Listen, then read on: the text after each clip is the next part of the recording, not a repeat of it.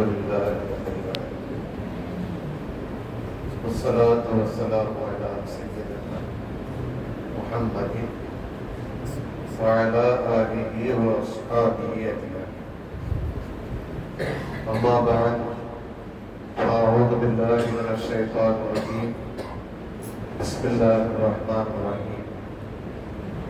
ألم يجدك يتيما فآوى ووجدك ضالا فهدى.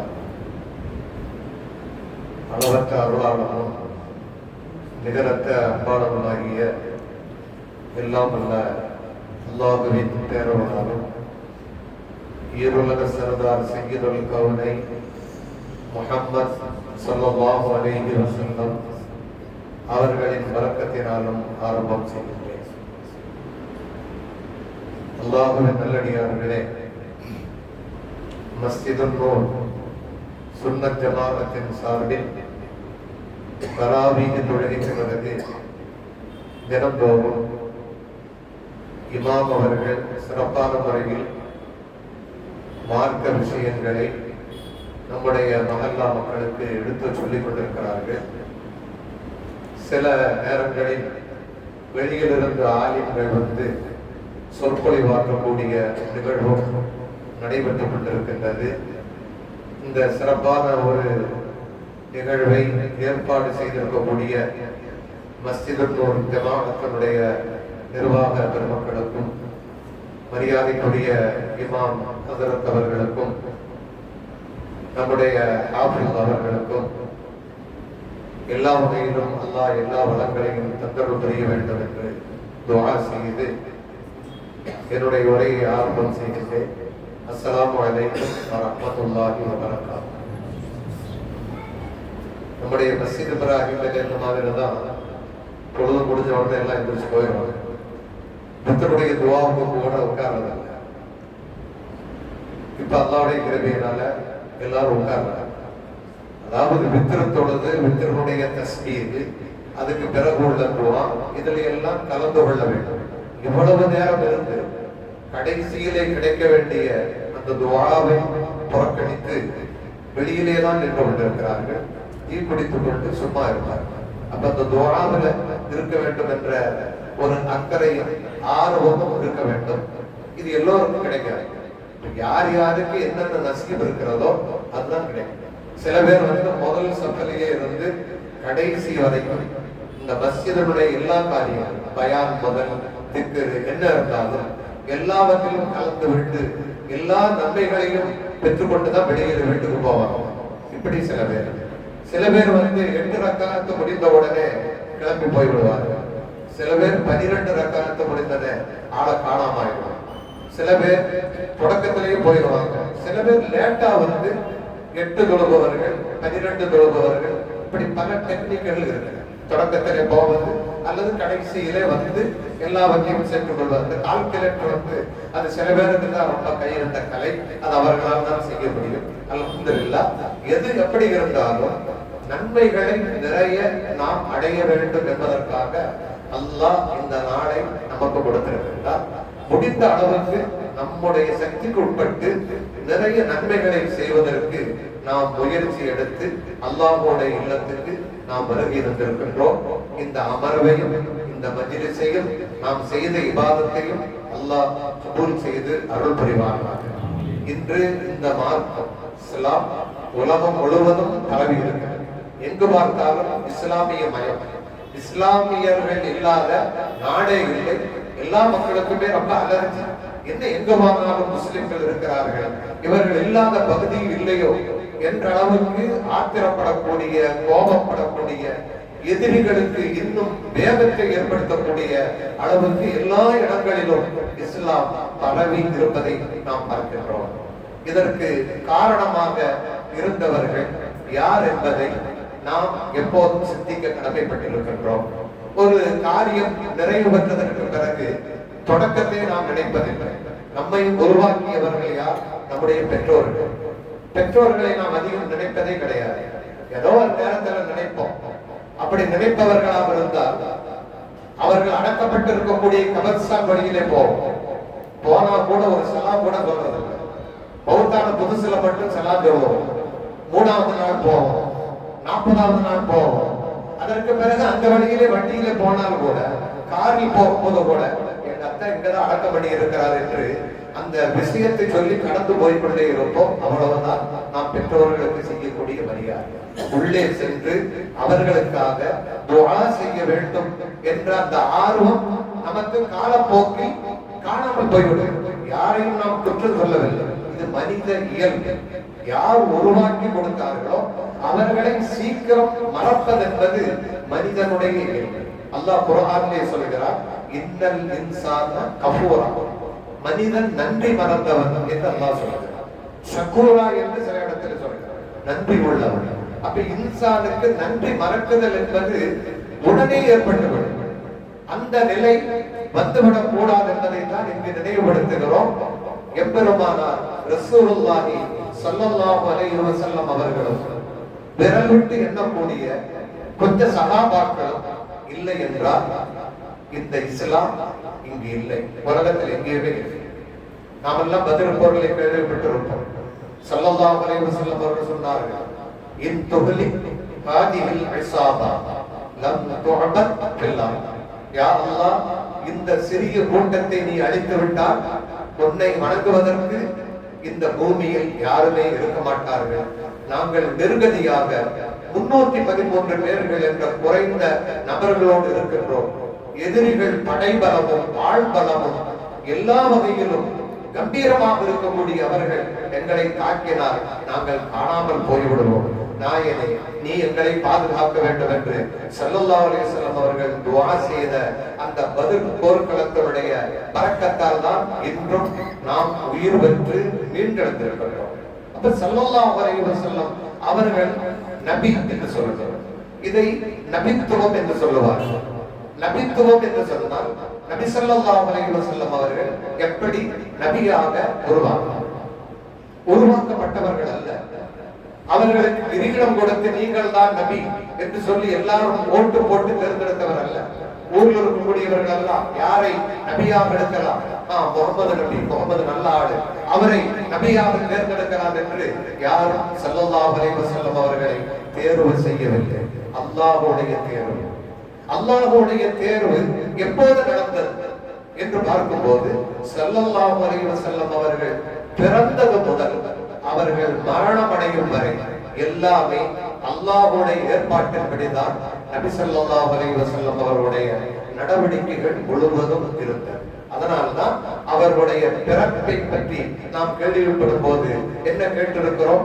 மக்தூன மக்ஹூன, சுருமா கண்ணில் போடப்பட்டு கத்தனா செய்யப்பட்டு தொப்புள் கொடி அறுக்கப்பட்டு சுஜூது செய்த நிலையில் கலிமா விரலை வானத்தை பார்த்து உயர்த்தி பெருமானார் ஸல்லல்லாஹு அலைஹி வஸல்லம் அவர்கள் பிறந்தார்கள்.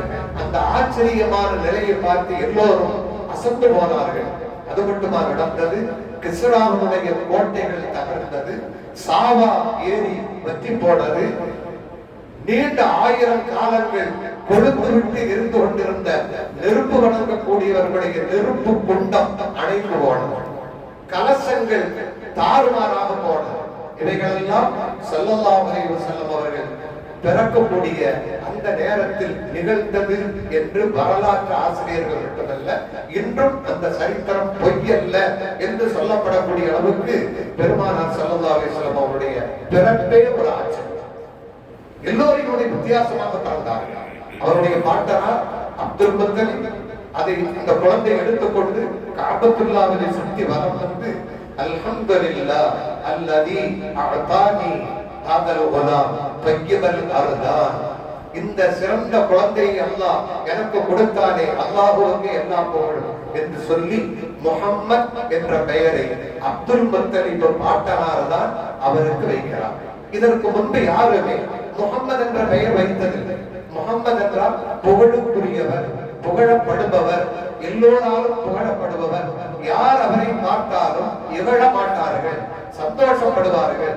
புகழுக்கு தகுதியானவராக இருந்ததினால்தான் முஹம்மத் என்ற பெயரை அப்துல் முத்தலிப் வைக்கிறார். நபி ஸல்லல்லாஹு அலைஹி வஸல்லம் அவர்கள் சிறுவராக இருந்த அந்த காலம் அறியாமையினுடைய காலம், ஐயாமுல் ஜாஹிலிய்யா என்று சொல்வார்கள். ஐயாமுல் ஜாஹிலியா என்றால் என்ன? மது குடிப்பது குற்றம் அல்ல. ஒரு ஆணுக்கு 10 மனைவிகள் 50 மனைவிகள் இருந்தாலும் தவறல்ல. விபச்சாரம் செய்வது தவறல்ல. பெண் குழந்தைகளை மண்ணோடு மண்குழியில் உயிரோடு புதைப்பது தவறல்ல.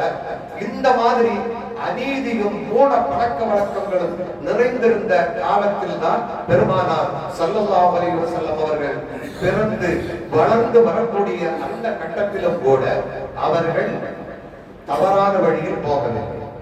நம்முடைய சிறுவர்கள் நாம் நிறைய கேள்விப்படுகிறோம், தவறு செய்கிறார்கள். இந்த மாதிரியான ஒரு தவறை பெருமானார் ஸல்லல்லாஹு அலைஹி வஸல்லம் அவர்கள் மக்காவில் செய்தார்கள் என்று யாருமே சுட்டி காட்டியது கிடையாது. அந்த அளவுக்கு ஒதுங்கி போன ஒரு நிலையில் இருந்தார்.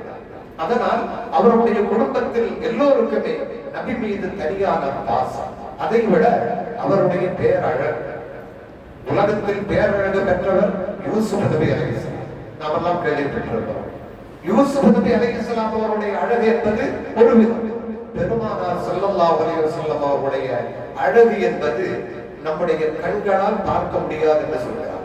சஹாபாக்கள் ஒரு சபையில ஸல்லல்லாஹு அலைஹி வஸல்லம் உட்கார்ந்திருந்தா முன்னால சஹாபாக்கள் இருப்பார்கள். இப்ப நான் பேசும்போது என்னை நீங்கள் பார்க்கிறீர்கள். ஸல்லல்லாஹு அலைஹி வஸல்லம் அவர்களை எப்படி பார்க்க முடியாது? பார்க்கக்கூடிய சக்தி இல்லை யாருக்கும். அப்படிப்பட்ட பிரம்மாண்டமான படைப்பு எல்லாம் தலையை கீழே போட்டு கொண்டுதான் இருப்பார். எதிரிகள் கூட ஸல்லல்லாஹு அலைஹி வஸல்லம் அவர்களை நேரிலே பார்த்தால் அவருடைய வாழ்க்கையிலே விழுந்துவிடும், அவர் சரணடைந்து விடுவார். அப்படிப்பட்ட தோற்ற அமைப்பு பெருமானார் ஸல்லல்லாஹு அலைஹி வஸல்லம் அவர்களுக்கு அல்லாஹ் கொடுத்து மிக உயர்ந்த நிலையில் வளர்ந்து பக்குவமாக வரக்கூடிய அந்த காலகட்டத்தில் அரபு நாட்டு பழக்கப்படி பால் ஊட்டக்கூடிய தாய்மார்கள் நிறைய பேர் குழந்தைகளுக்கு பால் ஊட்ட வருவார்கள். அப்படி பால் ஊட்ட வந்தவர்களில் ஒருவர் தான் ஹலீமத்து ஸஅதிய்யா ரலியல்லாஹு அன்ஹா என்ற அம்மையார் அவர்கள். அவர்கள் வீட்டுக்கு கூட்டிட்டு போய் அவர்களுக்கு பால் ஊட்டி வளர்த்து 3-4 வயது இருக்கும் போது அவர்களுடைய அந்த சிறு வயதில் பெருமானார் ஸல்லல்லாஹு அலைஹி வஸல்லம் அவர்களுக்கு ஒரு அற்புதம் நிகழ்ந்தது. அந்த அற்புதம் ஹதீஸ்களிலே வந்திருக்கிறது. நான் சொல்வது கதை அல்ல. புகாரி, முஸ்லிம், இப்னு மாஜா, அபூ தாவூத் எல்லா கிரந்தங்களிலும் குறிப்பிடப்பட்டிருக்கக்கூடிய விஷயம். பெருமானார் ஸல்லல்லாஹு அலைஹி வஸல்லம் அவர்கள் அந்த சிறு வயதில் இருக்கும்போது அவர்களுடைய மார்பை ஜிப்ரீல் அலைஹிஸ்ஸலாம் அவர்கள் பிளந்தெடுக்கிறார்கள். பிளந்தெடுத்து மார்புக்குள்ளே இருக்கக்கூடிய ஒரு சதை, அதை அகற்றி விடுகிறார்கள். எல்லா மனிதர்களுக்கும் அந்த சதை இருக்கு. அந்த சதை மார்பில் இதயத்தில் இருக்கக்கூடிய சதை என்ன என்று சொன்னால் இந்த தவறுகளையும் தப்புகளையும் தப்பான வழிகளையும் சொல்லி கொடுத்து கொண்டிருக்கக்கூடிய ஷைத்தானுடைய ஊசலாட்டம். நமக்கெல்லாம் ஷைத்தானுடைய ஊசலாட்டம் இருப்பதனால்தான் ஒரு இடத்துல கொஞ்ச நேரம் உட்கார முடியாது, உட்கார மாட்டோம், பொறுத்துக்கிட்டே இருக்கும். எப்படா பயான் சொல்லி முடிப்பாரு, தராவியை தொழுது ரொம்ப கஷ்டமா தொழுதோம், இதுக்கடையில் இவர் வேற ஒரு 1/2 மணி நேரம் அசருக்கு என்ன செய்யறது என்று ரொம்ப பொறுத்து ரொம்ப கஷ்டப்பட்டு உட்கார்ந்து இருந்தாலும் உட்காருதோம். அந்த ஷைத்தானோடு போராடும். அவன் இந்த மனநிலையை எல்லா மனிதர்களுக்கும் ஏற்படுத்தக்கூடிய அந்த செயல், அந்த பொருள் இதயத்துக்குள்ளே இருக்கிறது. அதை பெருமானார் ஸல்லல்லாஹு அலைஹி வஸல்லம் அவருடைய இதயத்திலிருந்து ஜிப்ரீல் அலைஹிஸ்ஸலாம் எடுத்து ஜம்ஸம் நீரால் தங்க தட்டில் வைத்து கழுவி சுத்தம் செய்து திரும்பவும் அது வைக்கப்பட்டது. ஹஜ்ரத் அனஸ் ரலியல்லாஹு அன்ஹு சொல்றாங்க, ரசூலுல்லாஹ் 10 ஆண்டு காலம் பணியாளராக இருந்தார். அவங்க சொன்னாங்க, ரசூல் ஸல்லல்லாஹு அலைஹி வஸல்லம் அவர்களுக்கு மார்பு பிளக்கப்பட்டு ஆபரேஷன் செய்த அந்த அடையாளத்தை என்னுடைய கண்களால் நான் பார்த்தேன். பெருமானார் ஸல்லல்லாஹு அலைஹி வஸல்லம் அவர்களுடைய முதுகு பகுதியிலே நுபுவத்தின் முத்திரை ஒன்று, கத்புன் நுபுவா என்று சொல்வார், இறுதி நுபுவத். அந்த நுபுவத்தினுடைய முத்திரை அவர்களுக்கு அடையாளம், இறுதி நபி என்பதற்காக வைக்கப்பட்டிருந்த அல்லாஹ் படைத்திருந்தார். அவர்களுடைய உடல் அமைப்பு, தலைமுடி, புருவம், கண், கன்னம், நாடி, கை, உடல் அமைப்பு ஒவ்வொரு கிதாபுகளிலும் எழுதப்பட்டிருக்கிறது. அதை நீங்கள் பார்க்க வேண்டும். ஷமாயில் என்று சொல்லுவாங்க. ஸல்லல்லாஹு அலைஹி வஸல்லம் அவர்களுடைய அந்த அங்க அவயவங்களை பற்றி குறிப்பிட்டிருக்கிறார்கள். வேறு யாருக்காவது எழுதியிருப்பார்களா? எந்த தலைவருக்காவது யாராவது எழுதியிருப்பார்களா? வாழ்த்துவார்கள், புகழுவார்கள். அந்த தலைவர் இறந்து போனால் அதோடு போய்விட்டார். வாழ்க என்று சொல்லுவார்கள். பின்னால போன இவரை எல்லாம் போய் வாழ்கன்னு சொல்றான். எனக்கு பதவியை தரல, ஒழிக என்று அடுத்த கட்டத்திலே சொல்லுவார். முதல்ல வாழ்க, அடுத்த ஆண்டு ஒழிக என்று சொல்லுவார். ஸல்லல்லாஹு அலைஹி வஸல்லம் அவர்கள் அப்படிப்பட்டவர்கள் அல்ல, அப்படிப்பட்ட தலைவரும் அல்ல. அவர்கள் தனித்தன்மை பெற்றவர்கள், அல்லாஹ்வுடைய அருள் பெற்றவர்கள். அதைத்தான் குர்ஆனில் நான் ஓதிய வசனத்தில் அல்லாஹ் சொன்னான், அலம் யஜிதுக யதீமன் ஃபஆவா. நபியே, நீங்கள் தாய் தந்தை இல்லாமல் அனாதையாக இருந்த நேரத்தில் உங்களை அல்லாஹ் அரவணைத்துக் கொண்டார். வவஜதக ضالًا ஃபஹதா. நீங்கள் எந்த வழியில் செல்ல வேண்டும், எப்படி போக வேண்டும் என்ற ஒரு நிர்கதியத்தில் இருந்தீர்கள். ஏனென்றால் அந்த காலம் அந்த மாதிரி காலம், எல்லாருமே கெட்டு கிடக்கிறார்கள். கெட்டு கிடக்கக்கூடிய காலத்தில் எல்லாரும் காலத்துக்கு ஒத்து போகணும். ஊர் எப்படி இருக்கிறதோ அந்த மாதிரி போ, அப்படித்தான் சொல்லுவார் பெரியவர்கள். அப்ப காலம் கெட்டு கிடக்கிறது, நேர் வழியை காண்பித்து ஈமானிய அடிப்படையில் உங்களை கொண்டு வந்தவன் அல்லாஹ் என்று குறிப்பிட்டு சொன்ன பெருமானார் ஸல்லல்லாஹு அலைஹி வஸல்லம் அவர்கள் ஒவ்வொரு வளர்ச்சியிலும் ஆச்சரியமும் வினோதமும் கலந்திருக்கிறது. இதை பார்த்த அவர்களுடைய சிறிய தந்தை அபூ தாலிப் ஒரு தடவை ஷாம் நாட்டுக்கு வியாபாரத்துக்காக கூட்டிட்டு போறாங்க. கொஞ்சம் பெரிய பயனாகும் போது பொருளை எல்லாம் பாதுகாக்கிறதுக்கு ஆள வேண்டும் என்று கூட்டிக் கொண்டு போகும்போது அந்த ஷாம் நாட்டில பஹீரா புஸ்ரா என்ற ஊர்ல பஹீரா அப்படிங்கிற ஒரு துறவி இருக்கிறார். அவர் கிறிஸ்தவ மதத்தை நல்ல தெரிந்தவர். இந்த பயண கூட்டம் தூரத்திலிருந்து வரும்போது உன்னிப்பாக கவனிக்கிறார். கவனித்து அந்த பயண கூட்டத்தினரிடம் கேட்கின்றார், இந்த சிறுவருடைய இந்த வாலிபருடைய பொறுப்பாளர் யார் என்று கேட்கும்போது அபூ தாலிப காமிக்கிறார். இவர் தயவு செய்து புஸ்ராவுக்குள்ள கூட்டிட்டு வராங்க. யூதர்களும் கிறிஸ்தவர்களும் இங்க இருக்கிறார்கள். இவர் தான் இறுதி நபியாக வரப்போகிறவர். எனவே நீங்கள் சீக்கிரமாக இவரை மக்காவுக்கு கூட்டிக் கொண்டு போய்விடுங்கள், இங்கு வைத்திருக்க வேண்டாம், நான் சொல்கிறேன் என்று சொல்ல, இவர்கள் வியாபாரம் முடிவதற்கு முன்னாலேயே சில துணை ஆட்களை கொண்டு பெருமானார் ஸல்லல்லாஹு அலைஹி வஸல்லம் அவர்கள் பக்குவமாக மக்காவுக்கு கூட்டிக் கொண்டு போகிறார். என்றால் எல்லா வேதங்களிலும் சொல்லப்பட்டிருக்கிறது, தௌராத்திலும் இஞ்சியிலும் பெருமானார் ஸல்லல்லாஹு அலைஹி வஸல்லம் அவர்கள் வருவார்கள் தூதராக. அவர் வந்தால் அவரை கொல்ல வேண்டும் என்று யூதர்களும் கிறிஸ்தவர்களும் எதிர்பார்த்து கொண்டிருக்கிறார்கள். இவைகளில் இருந்தெல்லாம் தப்பித்தான் பெருமானார் ஸல்லல்லாஹு அலைஹி வஸல்லம் அவர்கள் மக்காவிலே இருக்கிறார்கள். இப்படி இருக்கக்கூடிய காலகட்டத்தில் ஸல்லல்லாஹு அலைஹி வஸல்லம் அவர்களுடைய வாழ்க்கை நெறி ரொம்ப வித்தியாசமாக இருக்கு. இப்படியே அவர்கள் இருக்கும் போதுதான் 25 வயது இருக்கும் போது அவருடைய ஒழுக்கம், பண்பாடு, அழகு இவைகளை எல்லாம் கண்ட செல்வ சீமாட்டி கதீஜா ரலியல்லாஹு அன்ஹா அவர்கள் பெருமானார் ஸல்லல்லாஹு அலைஹி வஸல்லம் அவர்களை திருமணம் முடிக்கிறார். அவர்கள் ஏற்கனவே ஒரு கணவருக்கு மனைவியாக இருந்து குழந்தை பெற்றெடுத்த விதவை. 40 வயது. ஸல்லல்லாஹு அலைஹி வஸல்லம் அவர்களுக்கு 25 வயது. யாராவது அந்த இதுக்கு வருவாங்களா? நம்ம இப்ப பயனுக்கு பட்டு பார்க்கும் போது ஒரு வயசு ஏறி இருந்தார், ஒரு வயசு அதிகம் வேண்டாம், கொஞ்சம் உயரம் அதிகமா இருந்தார், பையனை விட பார்க்கறதுக்கு 2 பேரும் ஈக்குவலா சமயம். இது வளர்ந்திருக்கு, இது பொட்டையா இருக்கு, அதனால இந்த பொண்ணு வேண்டாம். இப்படி எல்லாம் நாம் பார்க்கின்றோம். ஸல்லல்லாஹு அலைஹி வஸல்லம் அவர்கள் அப்படி பார்க்கவும் இல்லை, நினைக்கவும் இல்லை. தனக்கு துணையாக ஒருவர் வேண்டும் என்று கதீஜா பிராட்டியார் விரும்பியதற்கு இணங்க அவர் இருக்கிறார். வியாபாரத்தில் தன்னை ஈடுபடுத்திக் கொண்டு பெருமானார் ஸல்லல்லாஹு அலைஹி வஸல்லம் அவர்களுக்காக எல்லா வகையிலும் ஒத்துழைப்பு கொடுத்து வரும்போதுதான் 40 வயது ஸல்லல்லாஹு அலைஹி வஸல்லம் அவர்கள். இந்த 40 வயதுக்கு முன்னாடி, ரொம்ப முன்னாடி, ஒரு 2-3 வருஷத்துக்கு முன்பாகவே ஸல்லல்லாஹு அலைஹி வஸல்லம் அவருடைய வாழ்க்கை ரொம்ப வித்தியாசம். நம்ம ஏற்கனவே சொன்ன மாதிரி ஒரு இசை கச்சேரி, ஒரு ஆட்டம், பாட்டம், களியாட்டம் இவைகளெல்லாம் நடக்க போக மாட்டார்கள். ஒரு தடவை ஒரு இசை கச்சேரி நடந்து கொண்டிருக்கிறது. அந்த பக்கமாக இவர்கள் போகிறார்கள். பிறகு அவர்கள் சொல்கிறார்கள், நபியா ஆனதுக்கு பிறகு அந்த இசைக்கருவி சத்தம் கேட்ட உடனே அல்லாஹ் இவர்களை மயக்கமடைய செய்து ஒரு தூக்கத்தில் ஆழ்த்தி அந்த இசைக்கருவியினுடைய சத்தங்கள் எல்லாம் ஓய்ந்ததற்கு பிறகுதான் பெருமானார் ஸல்லல்லாஹு அலைஹி வஸல்லம் அவர்களை அல்லாஹ் எழுப்பினார். அந்த இசைக்கருவியினுடைய சத்தம் கூட ஸல்லல்லாஹு அலைஹி வஸல்லம் அவர்களுக்கு இனிமையாக தெரியவில்லை. நமக்கெல்லாம் இசைக்கருவி என்று சொன்னால் ஆட்டம் போட்டு விடுவோம், ஒரு இடத்துல சும்மா உட்கார கையை ஆடும், கால் ஆடும். இசைக்கு மயாங்கானவர்கள் யாரும். ஆனால் ஸல்லல்லாஹு அலைஹி வஸல்லம் அவர்களுக்கு அந்த மயக்கம் கிடையாது. எந்த மயக்கமும் இல்லை. அல்லாஹ் என்ற ஒரு மெய்ப்பொருளை அடைவதற்கு தன்னை முழுவதுமாக அர்ப்பணித்துக் கொண்டிருக்கும் போதுதான் தனிமையில் இருக்க வேண்டும் என்ற ஆசை ரொம்ப அதிகமாக இருக்கும். எப்பவுமே தனிமையில் இருப்பாங்க. அந்த தனிமையில் இருந்து இருந்து என்ன செய்யறாங்க அப்படின்னா, பக்கத்தில் இருக்கக்கூடிய ஜபல் நூர், ஹிரா மலை அப்படி நம்ம சொல்றோம். ஹஜ்ஜுக்கு போறவங்க எல்லாம் அதை பார்ப்போம். அந்த மலையினுடைய குன்றின் மேலே போய் கிட்டத்தட்ட ஒரு 4 முழம், ஒரு 1.25 அகலம் உள்ள ஒரு சின்ன இடம். அந்த இடத்திலே போய் தனியாக இருந்து தியானம் செய்கிறார்கள். கதீஜா அம்மையார் அவர்கள் 15 நாள் 20 நாளுக்கு தேவையான உணவுகளை எல்லாம் கட்டி கொடுப்பார்கள்.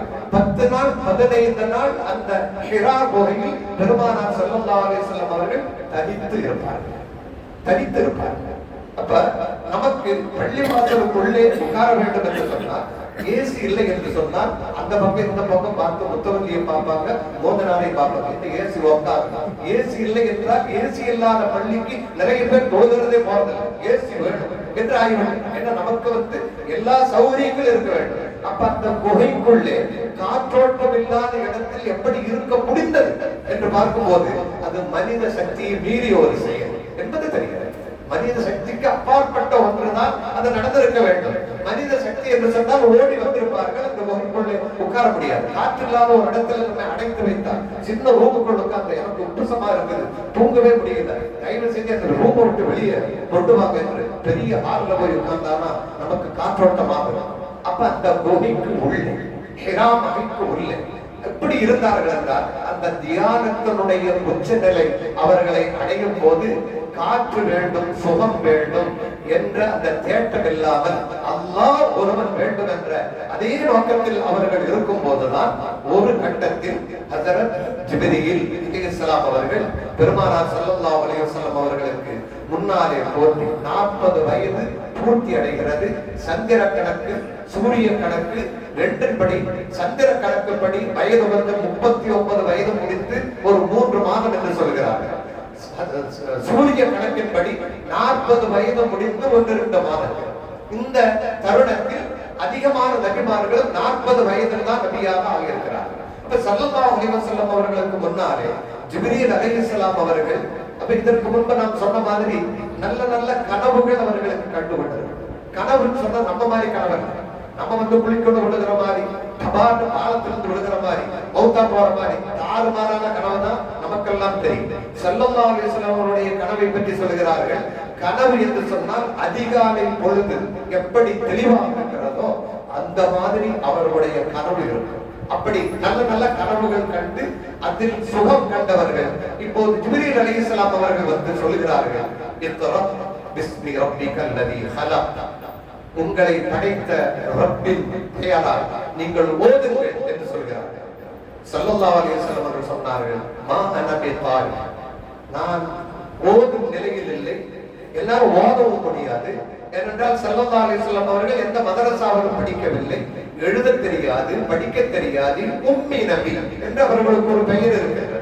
அப்படிப்பட்ட நபி சொன்னார்கள், நான் என்ன ஓதுறது, எனக்கு ஒன்றும் புரியலையே என்று சொன்ன உடனே ஜிப்ரீல் அலைஹிஸ்ஸலாம் அவர்கள் பெருமானார் ஸல்லல்லாஹு அலைஹி வஸல்லம் அவர்களை கட்டி பிடிக்கிறார்கள். கட்டி பிடித்து அணைத்து விடுகிறார்கள்.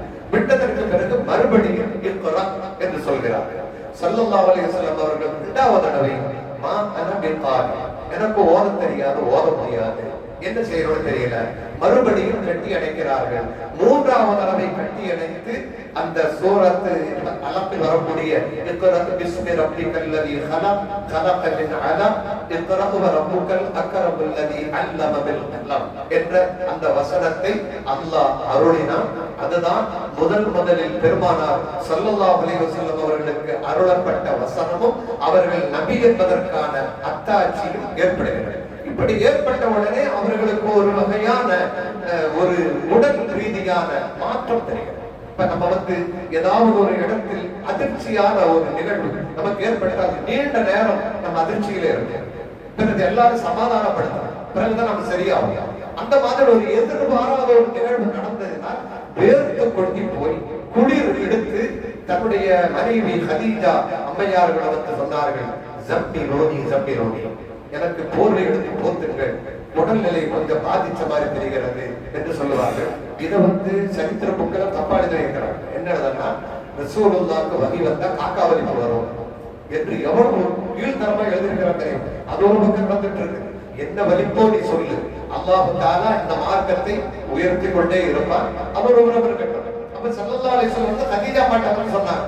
இந்த மாதிரி சொன்னா அவங்க போர்வை போத்திட்டு சொன்னாங்க, நீங்க அச்சப்பட வேண்டாம், நீங்கள் உறவினர்களை அரவணைக்கிறீர்கள், யாருக்கும் அநியாயம் செய்ததில்லை, அல்லமீன் என்ற நல்ல பெயர் உங்களுக்கு இருக்கின்றது, எனவே நீங்கள் அச்சப்பட வேண்டாம் என்று சொல்லி, ஏன் இப்படி ஒரு நிலை தன்னுடைய கணவருக்கு ஏற்பட்டது, என்ன காரணமாக இருக்கும் என்று கதீஜா அம்மையார் யோசித்து, அவருடைய தந்தை வழியில் இருக்கக்கூடிய ஒரு பெரியவர், வரக்கத்துக்கு நௌஃபல் என்று சொல்லக்கூடிய பெரியவர், அவர் பெரிய மார்க்க வேலை, அவர் கண்ணெல்லாம் தெரியும், ரொம்ப வயதுல மூத்தவர், அவரிடம் நபியை கூட்டிக் கொண்டு போய் இந்த மாதிரி ஒரு சம்பவம் நடந்தது என்று சொன்ன போது அவர் சொன்னார், இவர்தான் நபியிடம் வந்த, உங்களுடைய கணவரிடம் வந்தவர் மூசா அலைஹிஸ்ஸலாம் என்ற நபியிடம் வந்த அதே மாணவர் தான், இவர் நபியாக வரப்போகிறார், நீங்கள் எழுதி வைத்துக் கொள்ளுங்கள், இவர் இறை தூதராக வரப்போகிறார்.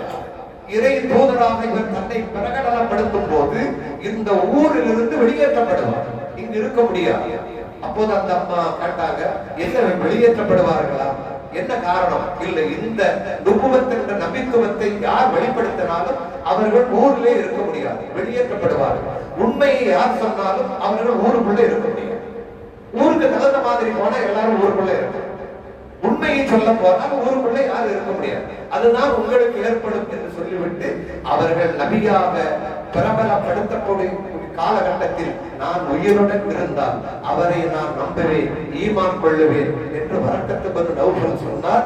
அதற்கு பிறகு கொஞ்சம் 3 மாதங்கள் என்று சொல்லப்படுகிறது, 10 நாட்கள் என்று சொல்லப்படுகிறது, வகி எதுவும் வரவில்லை.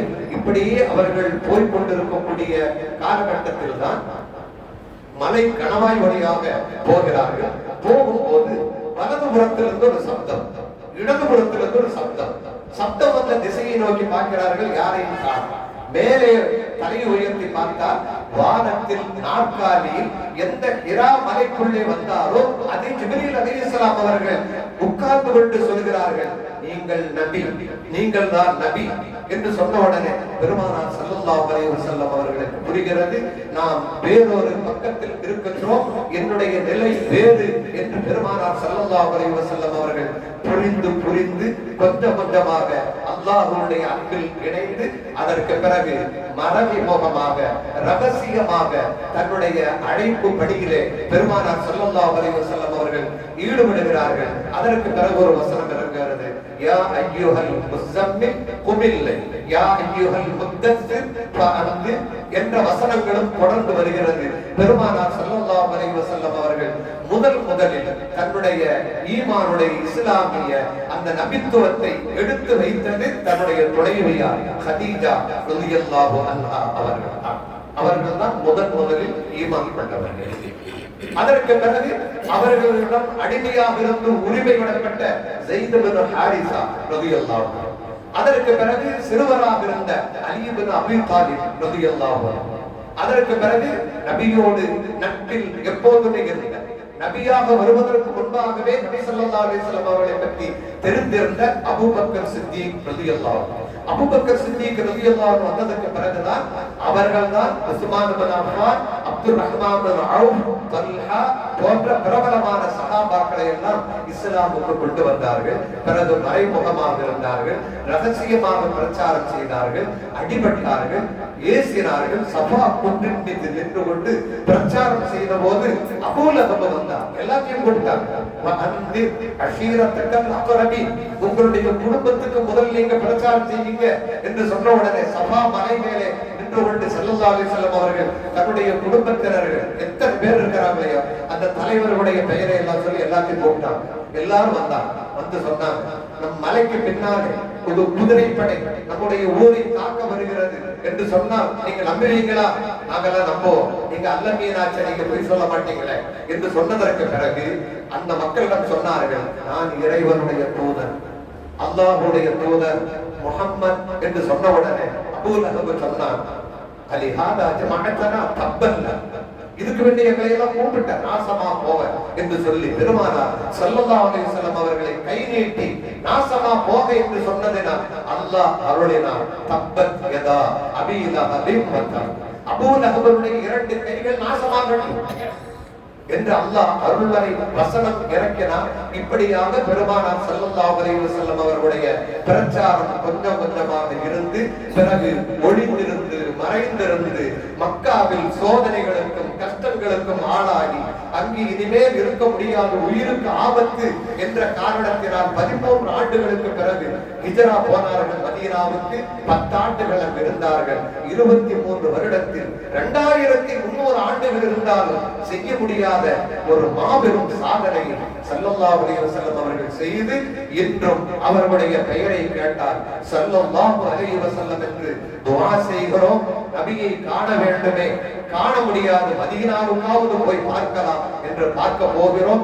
அங்கும் பார்த்து இனியும் பார்க்க வேண்டும், ஹவுதுல் கௌசரில் பார்க்க வேண்டும், அவர்களுடைய ஷஃபாஅத் கிடைக்க வேண்டும் என்று ஏங்கி தவிக்கின்றோம். எனவே நபி ஸல்லல்லாஹு அலைஹி வஸல்லம் அவருடைய நுபுவத் என்ற பேரொளி உலகம் முழுவதும் பரவி ஈமானிய பிரகாசமாக தெரிகிறது, இஸ்லாமிய நெறியாக தெரிகிறது. அப்படிப்பட்ட நுபுவத்தினுடைய ஒளியை பெற்றிருக்கக்கூடிய முஃமின்களாகிய முஸ்லிம்களாகிய நாம் ஈமானின் அடிப்படையிலும் இஸ்லாமிய நெறியை பின்பற்றி வாழக்கூடிய நன்மக்களாக வாழும் நல்ல தௌஃபீகை வல்ல நாயன் அல்லாஹ் எனக்கும் உங்களுக்கும் தந்தருள் புரிவானாக. வ ஆகிரு தஅவானா அனில் ஹம்துலில்லாஹி ரப்பில்